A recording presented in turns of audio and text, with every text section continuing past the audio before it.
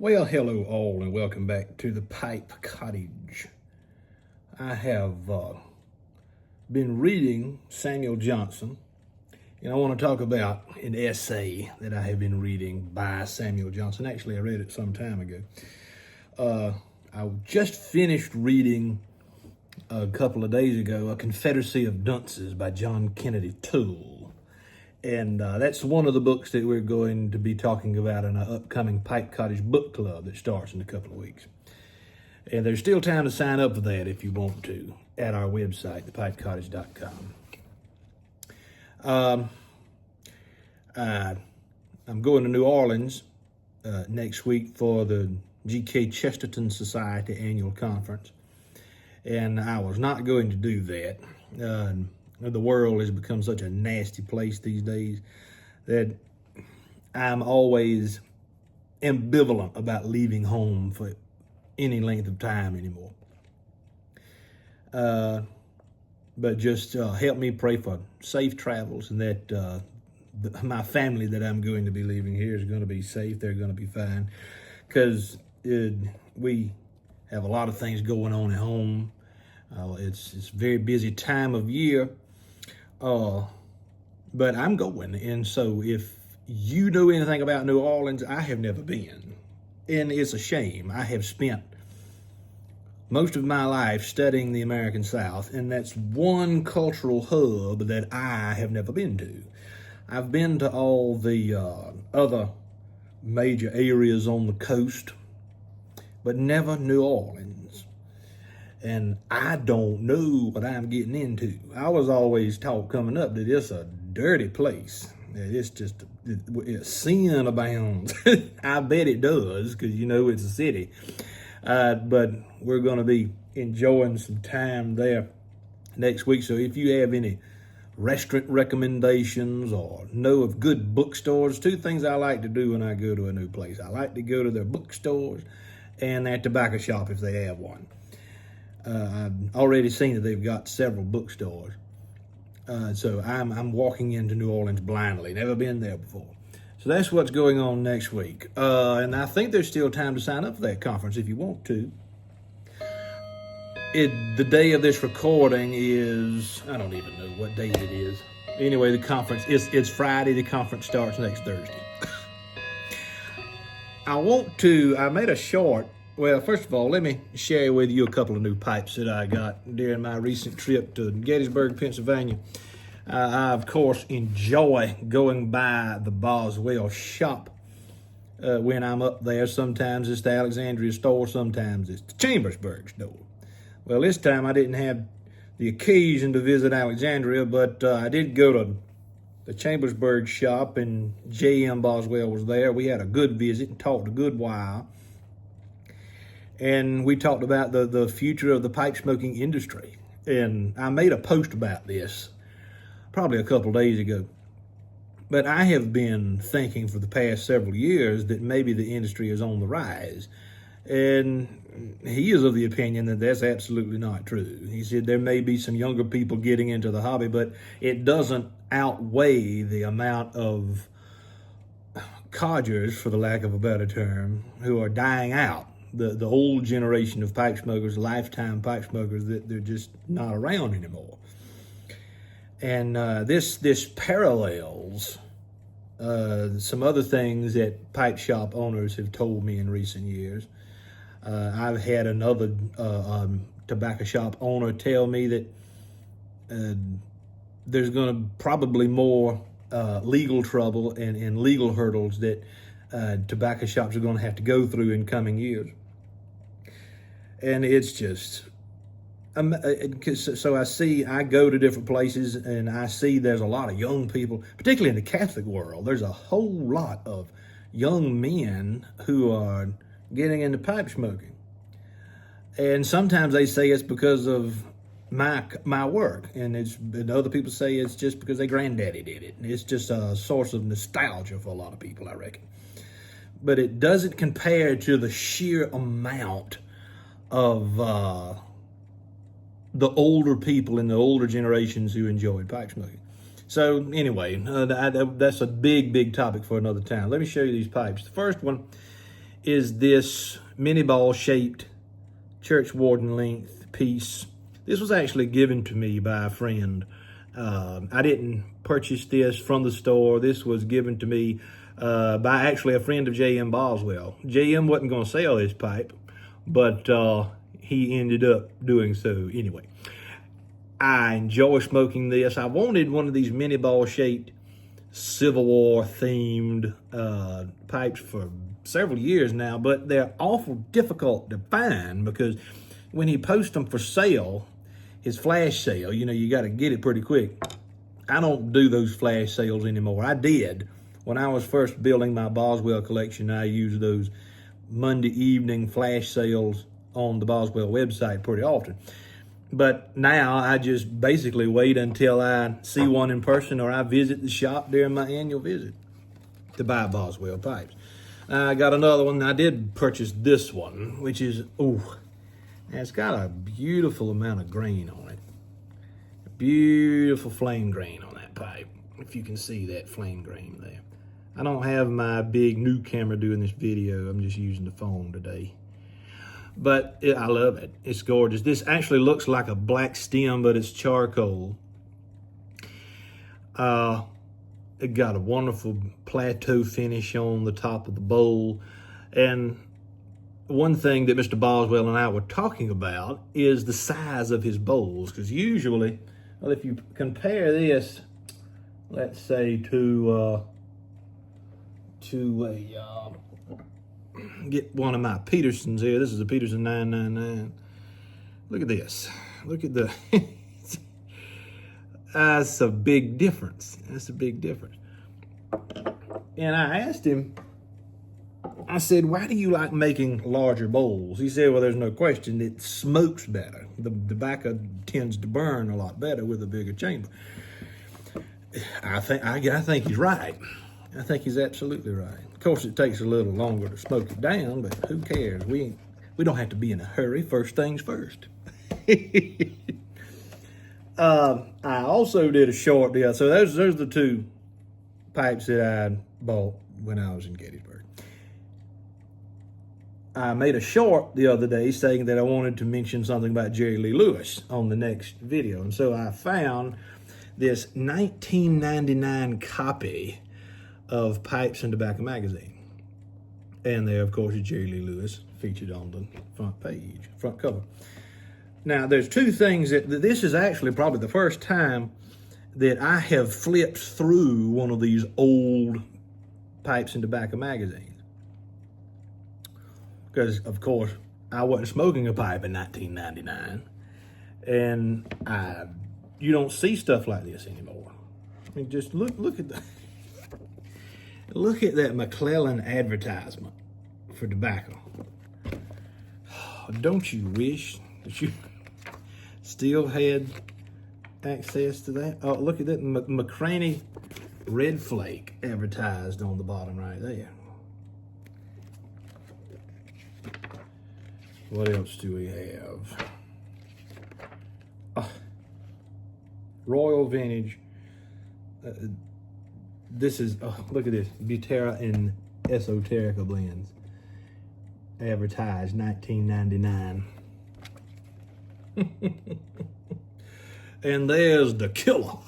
There's the killer himself with his pipes and so forth. Now, a few things that I'm not going to read the article. I'm going to read a few little aspects of it to you. But Chuck Stangen wrote this, and I think he writes for Smoking Pipes now. But I will share a few quotes. Now, I am not advocating anybody pay attention to Jerry Lee Lewis's moral character, because I don't think that his life was a very stellar example of a Christian. Even though he does say, he's quoted in this article as saying, God gave me my talent. I don't question God, never have, never will. Well, that may be true, but he sure lived like the devil half the time. And a couple of interesting things about, look at that. A couple of interesting things that I learned about Jerry Lee Lewis is he was living in Memphis in 1999. And I did not know that. I'm not a scholar of rock and roll history. But I've always admired, particularly some of Lewis's country songs. He had a couple of good country albums in the late 70s, maybe early 70s, somewhere along in there. And they were outstanding, very good country music. And so he mentions the blend that he smoked, Union Avenue blend from Elliott's Pipe and Tobacco Shop in Memphis. I don't know for sure, but if somebody does, please leave a comment. But if that's the same shop that Shelby Foote used to frequent in Memphis, I'd love to know, because that's where Foote, I knew it one time, but I don't recall the name of the pipe shop in Memphis that Foote went to, but it could very well be the same place. And so Lewis enjoyed Savinelli autographs for the most part. And this is Chuck talking about his pipe collection and pipe smoking habits. Lewis's collection of pipes is eclectic, though it runs pretty heavily towards Savinelli's, which is understandable since Elliott's shop maintains Savinelli's as its premier high-grade brand. I don't know if I'd call him my favorite, says Lewis. I just take Elliott's word for it and buy what he tells me to. He steers me right. And the autographs are nice pipes. Yeah, when I'm looking at the photographs here that were taken for this issue, I see a whole lot of Savinelli autographs. And I'll have to say that I'm kind of partial to them myself. So he only smoked that one blend, Union Avenue blend, which I'm guessing was probably an aromatic. He would take his pipes with him on stage. He set it down on the piano between songs. He had a few Dunhills in his collection. So it appears to me as if he was more of a sort of an everyday pipe smoking man. He ostensibly had probably about 1,000 pipes, but he collected pipes more than he did tobacco. So the more you dig into the tobacco habits of different people, it's interesting to see what varieties we have of the way people do things differently with their pipe smoking routine and their habits. But the heartbeat of this video is the topic of friendship. I don't want to talk about it too long, but I do want to talk about this for a second. You know, a good pipe is like an old friend. If you treat it well, don't try to manipulate it, take it with you on to be a part of some important parts of your life, it'll always be there for you. I've got pipes in my collection that were given to me by good friends. So not only can the pipe be like a good friend, when you're given pipes from people that you admire, it's more than a piece of briar or a piece of meerschaum at that point. It becomes part of a distinct memory, and it reminds you not only of the place and time in which that pipe was given to you, but it reminds you of the kindness of the person who was gracious enough to offer it. But I've been reading Samuel Johnson lately, and I have never really read much Samuel Johnson, but I've been reading him a great deal in the past several weeks because I find that he's far more wise than most people have ever told me about. But I ran across this essay, and this is from the Yale edition. I don't have the dust jacket on it anymore, but it's from the Yale edition of his selected works. Purchased it at a used bookstore, I think in Lexington, Kentucky, not too long ago. But this is an essay about friendship, and I hope that it'll be of service to you. I'm not going to read the whole essay, just some parts of it. Life has no, and this, by the way, is from 23 September 1758. He was an English writer, a Tory. Life has no pleasure higher or nobler than that of friendship. It is painful to consider that this sublime enjoyment may be impaired or destroyed by innumerable causes, and that there is no human possession of which the duration is less certain. Many have talked in very exalted language of the perpetuity of friendship, of invincible constancy, and unalienable kindness. And some examples have been seen of men who have continued faithful to their earliest choice and whose affection has predominated over changes of fortune and contrary opinions.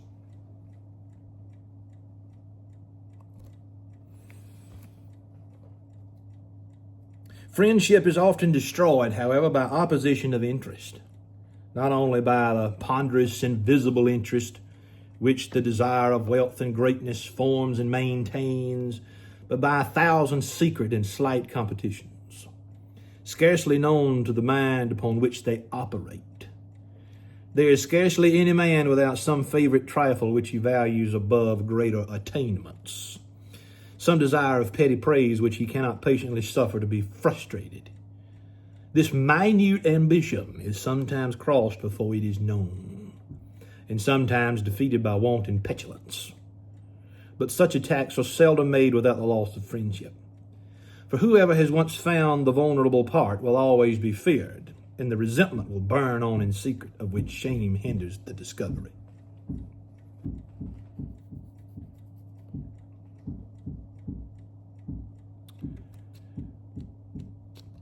I have a child beating on the front porch.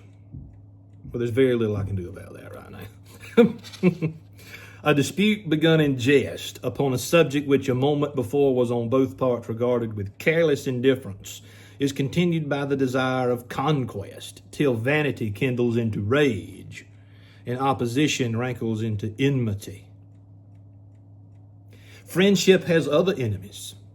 Suspicion is always hardening the cautious, and disgust repelling the delicate. Very slender differences will sometimes part those whom long reciprocation of civility has united. And basically what Johnson is saying is it is very rare indeed for a friendship that began earlier in life to continue into the summer and autumn seasons of life. And that's exactly true.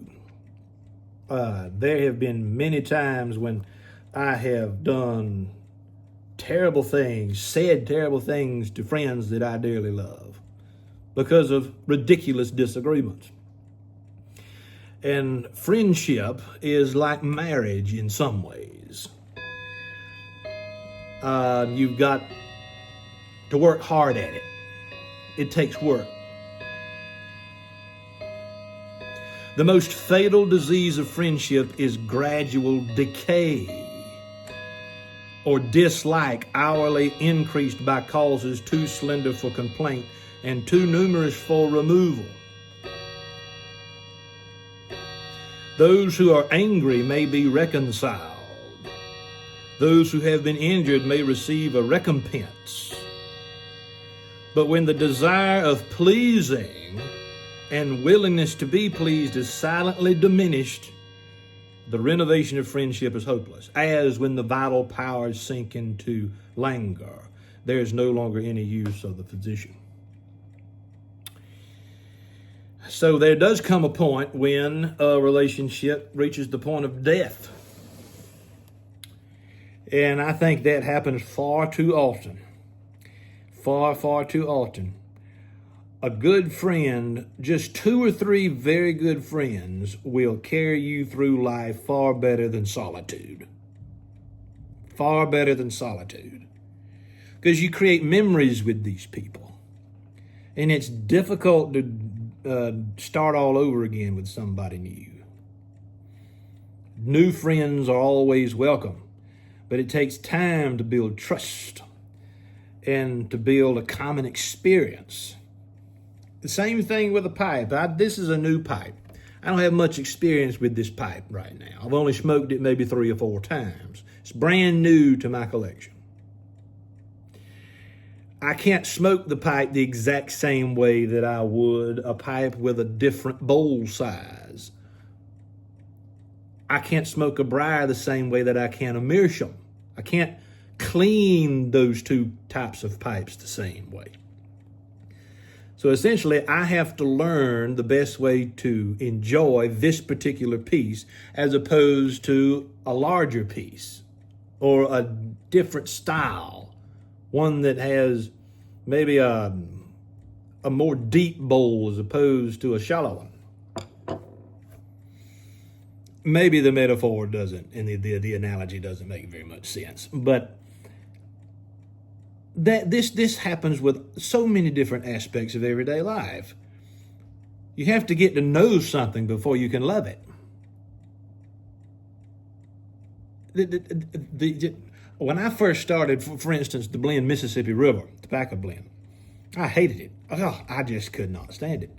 But the more I stuck with it, the more I continued to try and make the effort to really get to know the blend, I fell in love with it. Now Mississippi River is in one of my top 5 English blends because I came to know the quality of the leaf, the quality and the talent of the blender in question. We try to rush things too much all the time. This culture that we live in is hurried. It's constantly rushing to progress to the next step of whatever road that we're traveling. The next step in careers, the next step in whatever our profession or vocation may be. You can't move to the next step. You can't move on until you have properly learned everything that you need to know presently. And that's largely the mistake that I've made in relationships in life. And I'm not the only one, I'm sure, who makes them. You got to get to know a person. You've got to make that person understand that you want to know them, that you want to help them, that you want to be a delight for them in their life. You want to share your life. That's one of the most beautiful things that God has given us, is the ability to share what God has instilled in us. There have been times when I have met a complete stranger and I can shake their hand, I can look in their eye, and it feels as if I've known them all my life. That's because there's a connection that the Spirit of the Lord has established. That's the power of the Holy Spirit in the life of the church. You know something. You're kindred spirits. 2 brothers from the same Holy Mother. But God is good. Cultivate those things in life that not only give you delight, but are able to delight other people and delight God himself. Read Samuel Johnson. I think you'll love it. Get you some Boswell pipes. Enjoy those pipes. Fire them up. Don't worry too much about things you can't change. Just take it easy and pay attention to those people that God has put in your life. Cultivate those relationships. And don't be too hard on somebody if they fall or make a mistake. Get along right beside them and pull them up. Because as an old pastor friend of mine used to say, I'm not down, I'm either up or getting up. This is Alan Harrelson with the Pipe Cottage. Thank you for stopping by.